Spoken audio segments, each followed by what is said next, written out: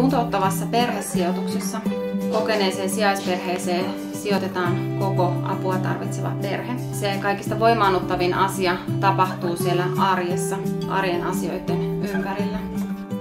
Kun meille sijoitetaan perhe, niin me otetaan kokonaisvaltainen koppi sen perheen kaikista asioista. Me ollaan valmiit lähteä perheen mukana hammaslääkäriin, lääkäriin, neuvolaan, hoitamaan pankkiasioita.